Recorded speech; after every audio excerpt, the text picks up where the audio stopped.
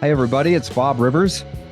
Yeah, I'm back. I can't believe I'm looking into a camera and my head is a little bit clearer. And I get to have a fun, interesting conversation with my son, Andrew, in a few minutes. But first, I just wanted to say thank you to everybody who has been so kind over the last 4 months as I went through some surgeries and I had sepsis.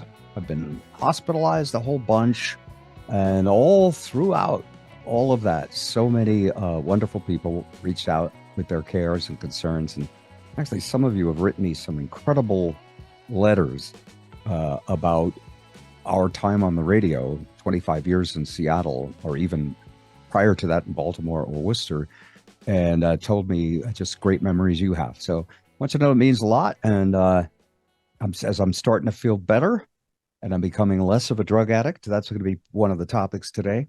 I just went, let's have a conversation again. So uh, today, number one topic, election, sadness or joy. And Andrew has done something shocking to me. And in fact, I think it'll be shocking to his mother. I think it'll be shocking to my sister who is here, my sister Patty, the school teacher. I think it'll be shocking to the whole family. I think it'll be shocking to his audience. And in fact, my sister has been trying to guess all morning. Did he get married? And I will say that could have happened if he was in Vegas, and what he did do also could have happened if he was in Vegas. But no, that wasn't it. Did he fall off the wagon? And no, he's never had a problem with drugs. They were very friendly to him.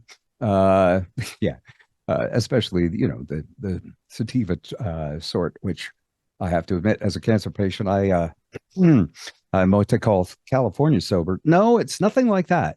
And in fact, it's something he did with passion. It's something he did with his heart. And it's something he did that might have been a huge mistake. But I got to tell you, I love him so much that I've felt like a whole ton of empathy, but no criticism whatsoever. So, ladies and gentlemen, let's bring on our special guest for this Bob Rivers is Back podcast, Andrew Rivers. Hello. Hey, son, how's it How going? are you? Well, how are I? Well, you know a Well, that's a little. loaded question. Yeah. Yeah. I mean, I know, but yeah. Starting in July, I had a pacemaker installed, but I had problems with it, and I had a lot of pain, the kind where you need pain pills, and I got well, it kept getting worse, and then I don't want to get into the whole long medical thing, but I got to get that monkey off my back, to quote Aerosmith. A literal And monkey. Yeah. yeah, I was literal, and I'm almost there. I'm down to little 5 milligrams. I'm actually breaking the tablets in half and going as long as I can in between them. And as the back surgery that I did heals, I might be fine. And by the way, I say all of this knowing everyone in my audience probably had surgery last month. I mean, we're all so old, and or their brother or sister did, or the cancer thing. Everybody's going through that. It's a part of when you're almost 70 years old. This is, you lose your friends, and it's tough. So I don't want to dwell on that. I will introduce you though to my emotional support animal, which is another idea I got from Andrew actually. And can they see the giraffe? I believe they can. Um, Yeah. the story is I had esophageal cancer, and my son does this huge bit about emotional support animals, which is one of his classic, like George Carlin, famous bits of all time. And so it was discussed about, Lisa was get a cat, get a dog. And I was like, I don't want anything that shits in my house to be added to what we're already dealing with, right? I mean, Yeah. got a kitty litter box, right? Yeah. So And anyway, who knows how long you'll be able to control your bowels also. So have you not been there for the last few months? I'm regaining control. I So know. anyway, Andrew Tell them how this. Well, mom started hiding little figurines around the house. It was just kind of a game we would play. And it started with like all sorts of elephants and lions and tigers and bears. And you and I would go on adventures to a concert or whatever, and I would come back and I would lay in bed and they'd be under my pillow or something like that. And then I would hide them in the middle of the night outside her door or in the microwave or in the fridge or Now, what you don't know, probably, because I don't think I've told you this, is that maybe 20 years ago, the bank used to give us little beanie babies, and your mother used to do that then, and we made a game of it. And she would hide them under my pillow, and then I would hide funny. one in the kitchen for her. So what you were doing was bringing back a playful, nostalgic thing that we did as soulmates, husband and wife. Yeah. And I was watching you do it, and I was going, "Oh yeah, I need to like." Poor Lisa's working so hard to take care of me. We need to have some fun. Yeah. And you had brought fun into our house. That's what was so nice about it. That's cool. I had no idea it was based on a previous game. Oh so yeah, that's oh, really yeah. fun. So what? Where did the giraffe come from? Well, the giraffe, she started collecting, or maybe she was buying more in. I don't know where she has all these trinkets all of a sudden, but yeah, she started hiding giraffes. Do you know that senior citizens go to estate sales and look through the trinkets of everyone who's just left this earth and go, I like that one. So that's anyway. fun. So so the giraffe kind of became the symbol of Bob because it has the largest esophagus and you have no esophagus. Right. So we were trolling you a little bit, but in good fun and good nature. And you always roll with the punches anyway. So one day I started stepping into my shoes and they would be in my shoes. Oh. And so and hard plastic ones, right? Literally, yeah, like might have to go to the emergency room. Yeah. So I knew that I wasn't going to be around. I knew I was going on a big tour for a month and that my schedule, one of the things about this journey together, and honestly, one of the only reasons that I'm not crying every day, but I'm so lucky that my career sucks because I can just come hang out with you for 3 weeks. It's New Year's Eve and you're like, you want to take an edible and go to a comedy show? I'm like, where have you been all my life? Let's go. Yeah. This is awesome. All right. Part of that wasn't true about your career. But yeah, so I realized and also part of this is that I was conscious of I didn't want to be a burden. I mean, I'm like that just with even friends is I'm very conscious to not try to I trip over myself to not be in someone else's way. The burden doesn't fall far from the tree. Yes. Yeah. So but one time I showed up and mom goes, "Oh, thank God you're here. Now I can get drunk."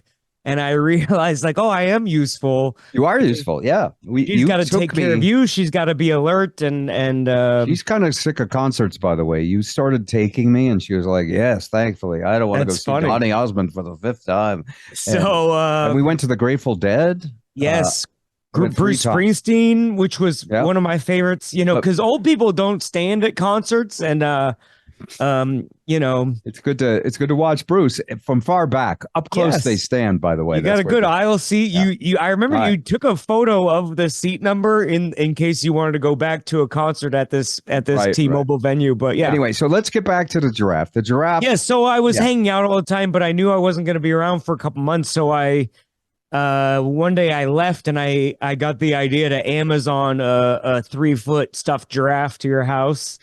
And that way it's part of our game, but it is also a symbol of my love. And whenever mom will hide it in your bedroom or in the kitchen or whatever. And then let me tell that story because that giraffe, well, first of all, as soon as I saw it, I went, actually, I think I said it before that. She opened it live on camera. Yeah. So she was like, who could send this to me? Yeah. That's my perfect emotional support animal because you don't have to feed it.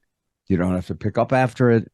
And she will put that giraffe in places like I'll be walking into the toilet and the giraffe will be like, "Excuse me," or and then when she wakes up, she'll go to her little office part of the kitchen where she does all our bookkeeping, and the giraffe will be doing the bookkeeping. And so Yes. it just became a really funny thing. And anytime anyone would ask, I would say, well, it's the largest esophagus on Earth in a mammal. So the giraffe, it's just it is also just a symbol of something I think is really lacking in our society. And I think that's just being playful. We are so time sucked by our devices. Hold on a second. I got to check my email. Can you guys wait? I know we're doing a podcast, but look what happened. Oh my God. Oh, what? There's some notifications. Oh, there's a call. Do I want to accept it? Oh no, I can push a message that says I'm on another call and I'll call you right back. That usually means 4 hours later because more people will keep anyway. And so just by playing, it brought a lot of fun into our lives. And I Yeah. know some of you are wondering, what about you said Andrew did something really, really crazy? When are you going to get to that? We are going to get to that really soon. But I thank you for the giraffe Sure. and Well, I just I hope it brings you good memories and good vibes, and then you look at it and you smile, and then it feels like I caused that, yeah, yeah, and so it yeah, you feels did. like a way for me to be there even when I'm not there, and Yeah, but we're I you've think been of that here whenever I so check my much bank account. because of your dying career. You've been here a lot more Yeah, yeah, than anyway. Um, we've had some great fun in Vegas. Oh, yeah. we've met some amazing people, and you've headlined here in Vegas, and it's not as bad as he says, but he's not Taylor Tomlinson yet. Perhaps if he had a sex change, we talked about that's a possibility. But yeah, you are to me the funniest guy on the planet at a comedy club, and I can't wait to come see you at Jazz Bones. By the way, this next Friday, the 15th.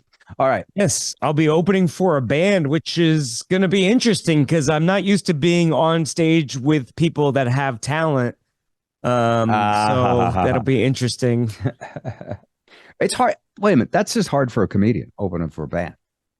It's just a different expectation. When Yeah. you're watching a band, you're allowed to comment here and there. You're kind of tuning in and out. You're listening to the music. You're looking at your friends. If people miss a word of my sentence, then the rest of it might not make a lot of Yes. sense to them. Yeah. Or if they miss a sly expression or, there's so much detail. What I do is so much more, um, you know, Then a band. Go difficult. ahead. Yeah, yeah, yeah. So Those Beatles are very annoying. I mean, they're Um, just hitting well, that was one of the epiphanies I had watching the Grateful Dead. Also, not to get too sidetracked, but I took a bunch of gas station mushrooms and the cool thing about a jam band. This all comes first full circle too, because I'm taking improv classes.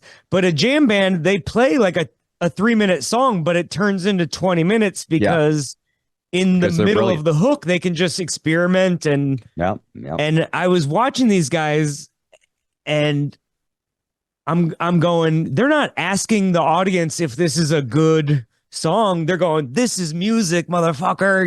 I'm banging yeah. shit, I'm making noise, and this is music. And so I've ever What? since then I've been trying to sort of carry that onto the stage where I go, no, no, this is funny. And I'm telling you it's funny. I'm not asking for your permission to be funny. Yeah, yeah. And uh mixed results. Motherfucker. You forgot to say motherfucker. Okay. Motherfucker, Yeah, yes, yeah. yes. Okay. So all right. Now to the topic at hand. First off, before we say what happened, how do you feel? Um Pretty stupid and pretty stupid, pretty um pretty stupid. Pretty stupid. Oh, I'm so sorry. It's Uh, okay, it's not the end of the world, but it's it's really annoying. all right, I'm going to give another clue before we say what it is. But it's about the election. Yeah. And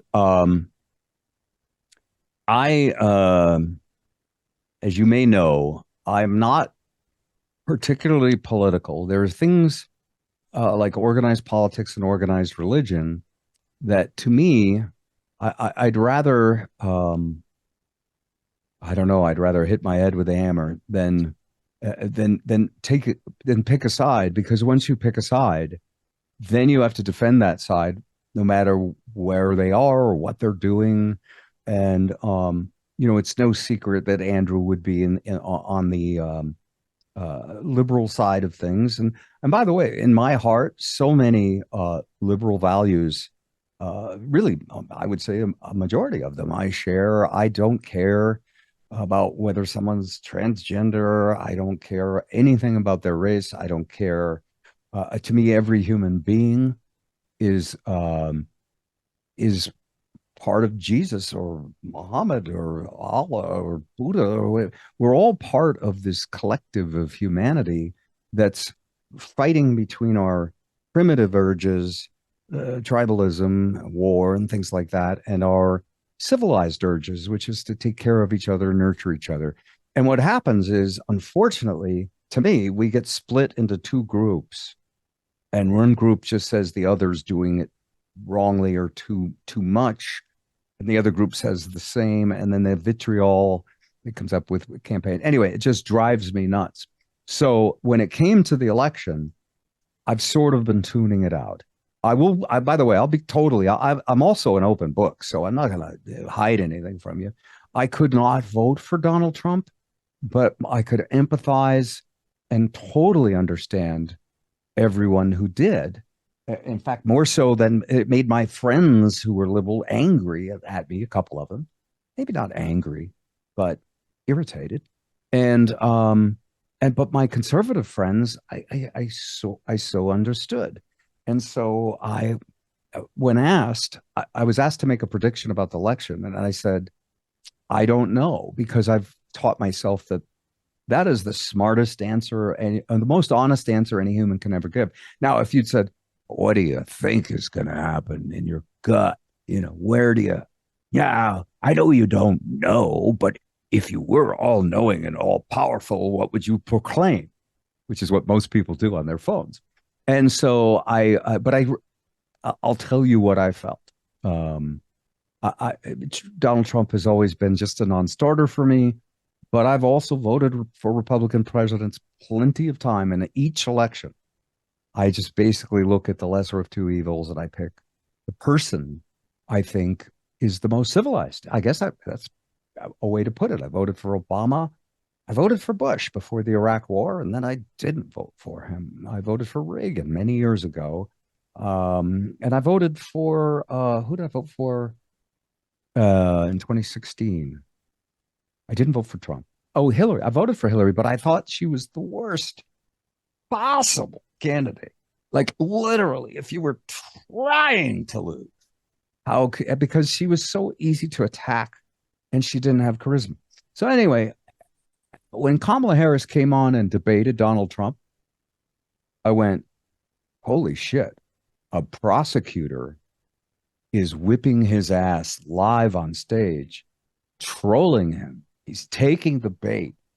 And her passion speeches about abortion and all the things she did. And I went, wow, she could win, but she could only win if she can maintain this kind of momentum every day. Because there is no greater performance artist at reality television in my lifetime, and let's just say in anyone's lifetime, because they didn't used to have television, than Donald Trump. And he's brilliantly skilled about it. And he is also probably the greatest troll of all time. And so I sort of knew his playbook. was to say something that would seem to disqualify him every single day so that everybody would freak out about it. And that the people, because we all watch these ads, and the ads will be like, you know, Rocky Smith eats baby's intestines every morning. And it'd be like, I know that's not true, but there was something that happened that maybe he was near a baby once and someone got a picture that looked weird. And so I like all these ads, I just can't stand them. And we're in Nevada, by the way. Yeah. At the time of this podcast, they haven't even called Nevada yet, although it likely will go to Trump. Anyway, so I'm feeling all of this, and I withdrew from most discussions and from most media watching.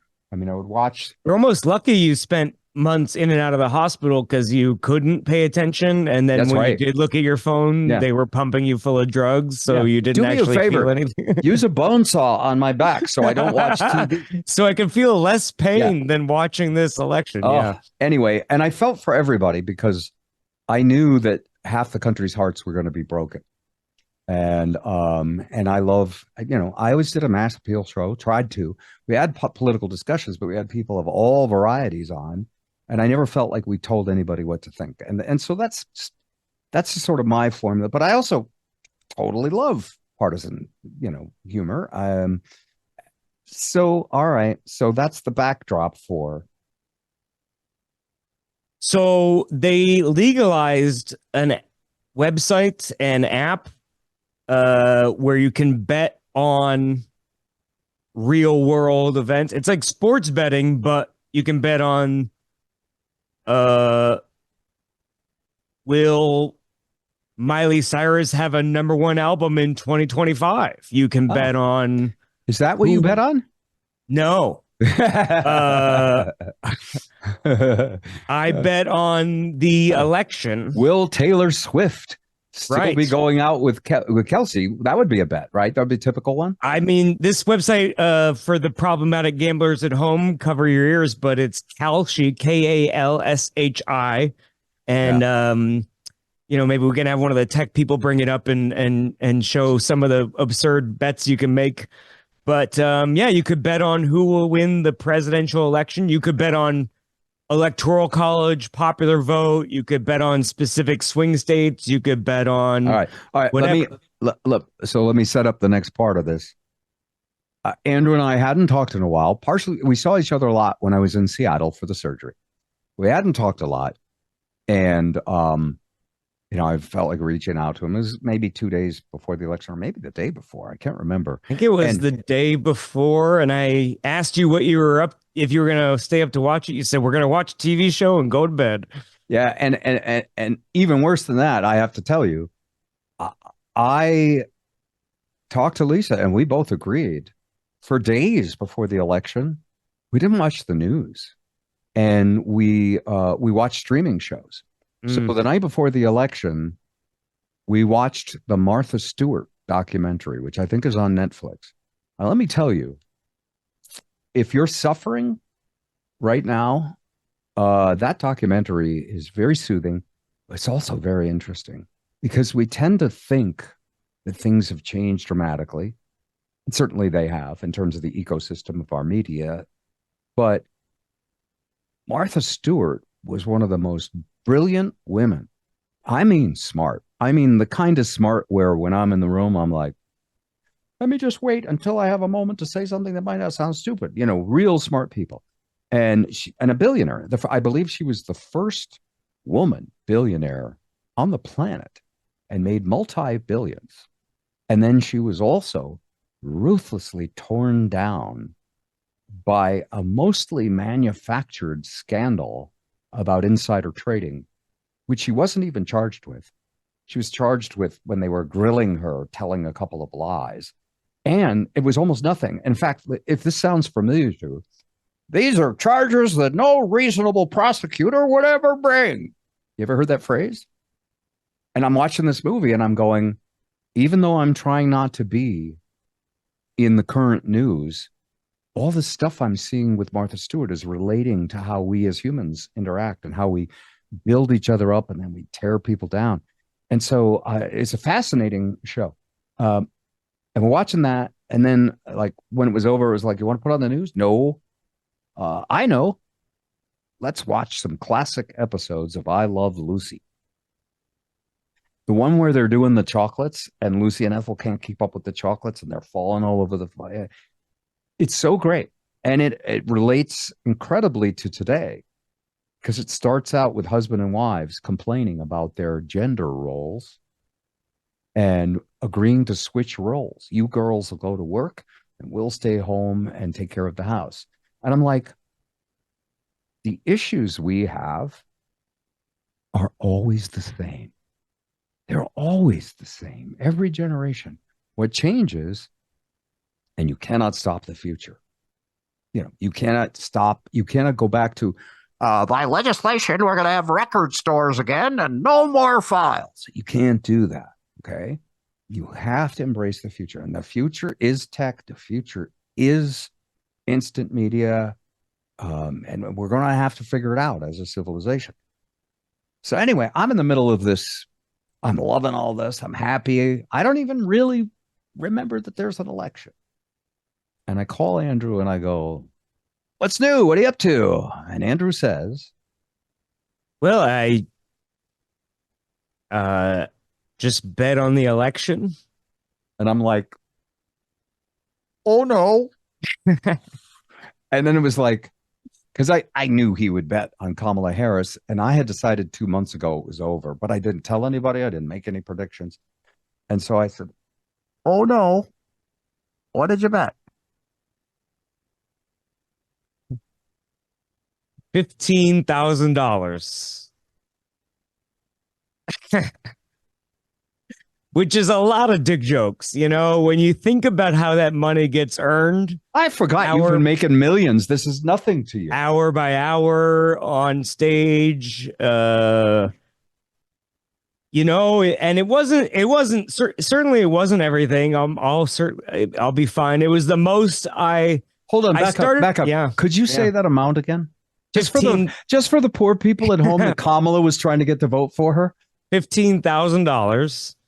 All right. What? I started with 5,000. Wait a minute. I want to get the emotions leading up to you pushing click on 15. And didn't you initially start with 5? Yeah, I started with 5,000 because it works like a stock market where you buy shares of Kamala Harris for 35 cents. And so I bet $5,000 thinking this will be the most that I'm comfortable with losing. And I won't cry the next day. You're going to get tormented online.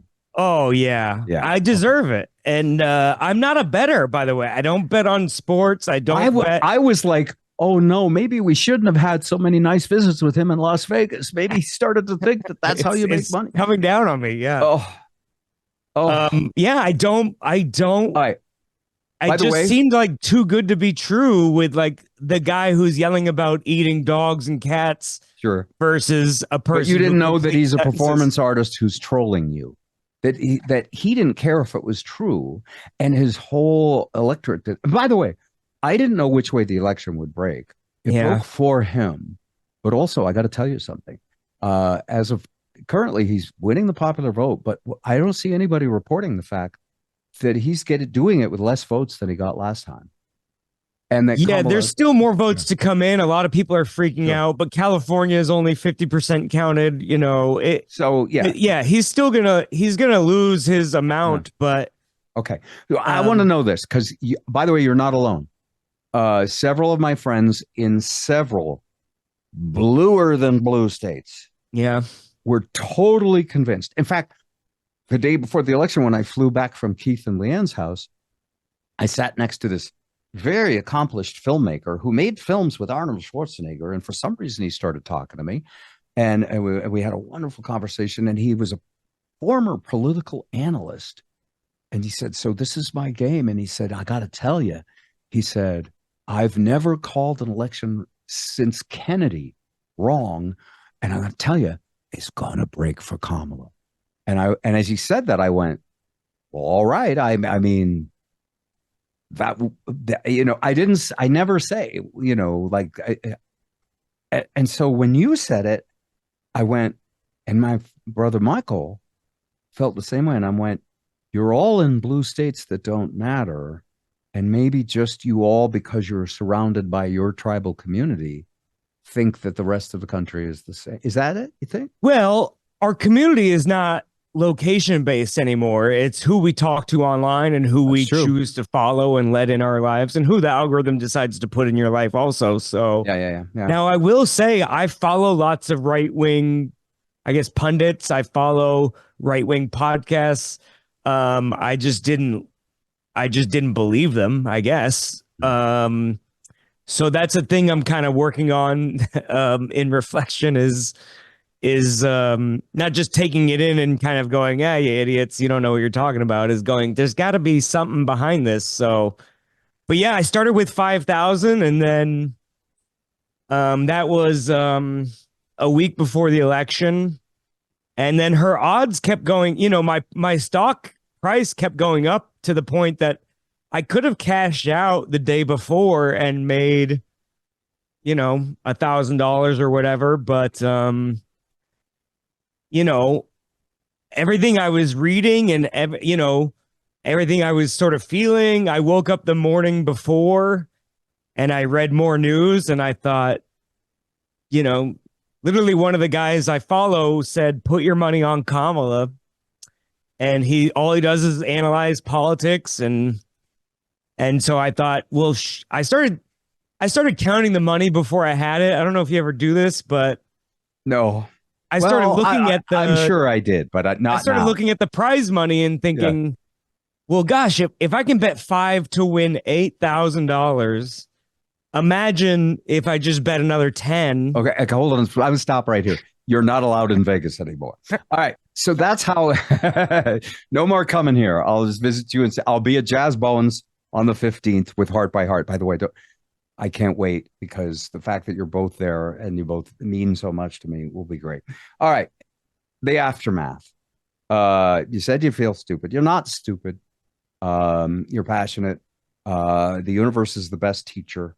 Um, First off, I gotta say It this. it was just dumb to. I mean, again, betting in general is stupid. I work really hard for that money, and in such a volatile business, it's a little bit of pride too. Like I really take pride on trying to be self sufficient, and He never asked us for anything. Seriously. I really was. Yeah. I was thinking like, gosh, imagine what an extra 20 grand would do. Did you also imagine what missing 15 grand would do? I mean, I'm looking at your walls. You've got some nice blankets hung up over the window. Well, yeah. You've got the Seattle 12, which I would put up in my bedroom too, and a couple of pictures. But you could furnish that entire condo, or perhaps get a new kitchen. It didn't occur to you that you could lose? Yeah, it did. Right after I lost. The odds dropped. It got close to 50-50. And then on election day, which is an interesting discussion too, is that the betting markets predicted a lot before the mainstream media even did. But yeah, immediately once everything started coming in, she drops back down to 30%. And I was kind of watching the TV and watching online and watching certain people that I trusted were tallying and saying, and So you're doing all of this with your nose in your phone. yeah, And I I know you cashed like out. I know you like to go hiking. I know you like to Yes, I stand on did. top Yeah, of Tiger Mountain. yeah, I would do more of that. I did that. I woke up and I decided I'm not going to just stare at the phone all day. So I went on a big hike. I wore my American flag socks. It's my election day tradition, Hmm. and I was checking the phone every 40 minutes just to see if anything drastic happened, and I knew that by the time I got home is when things would really start to shift anyway. So I didn't want to overreact. And then, um, So could you have gotten out of it at some point during I the could have evening? gotten out earlier. When did you get out? She was down to 3%. So how much did you get? 3% of I got 15,000? about $1,200 back. Oh, all right. So you only lost 14,000. No, sorry, 13,700. Sure. Yeah. Could have I'm been just worse. trying to end. We're about out of time. I'm trying to end on a happy note. Sure. Let me end on Um, a little more of a happy note too. By the way, I yeah. love you. And I think this was, at first I was sort of devastated because you didn't ask me.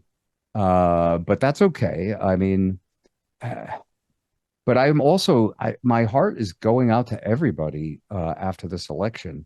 And by the way, when I talk to my liberal friends, they don't want to hear what I have to say. So I'm not going to say it here because no one wants to hear. No one wants to hear bipartisan, no partisan. Look, this is how humanity works. Stuff. It pisses them off. But I will say this: Donald Trump doesn't execute people. Donald Trump tried to overturn an election. He couldn't do it. But he is the greatest showman, entertainer of all time. And what Donald Trump did is get Republicans everything they want. And in terms of, it's politics is like war. And so, of course, people lie when they're, in fact, the expression they use to say is if you don't win, you can't get anything done. So if you find a way to lie to win, it's kind of considered fair play. And when you're trolling people, and Howard Stern did this many, many years ago, and I grew to admire him as an interviewer. And now he's been totally, was in Harris's camp, but he got big by pissing people off. He got big by essentially trolling people and getting the FCC to come after him. You know what I mean?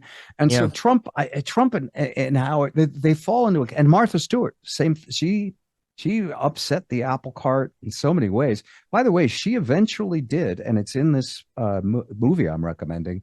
She eventually did a Comedy Central roast with Snoop Dogg.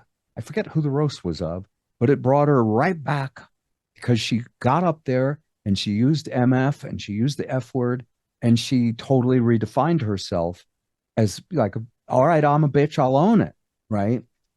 And so all I would say about the election to various people is, will it be as bad as all of those taunts and trolls? Probably not. I don't know. It's the only correct answer, but it'll be bad for you because it was a thrubbing. Does that mean the end of our country? Honestly, I don't think so. I hope not. I don't know.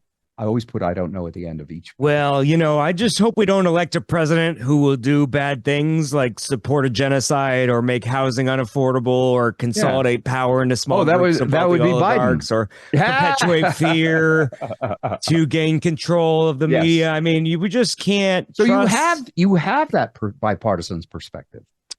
Yeah, it's interesting you brought up the ad campaigns because you live in a swing state, but it was horrible. We have a minute. We don't get a lot of that in Washington because we have 1.5 minutes. So go ahead.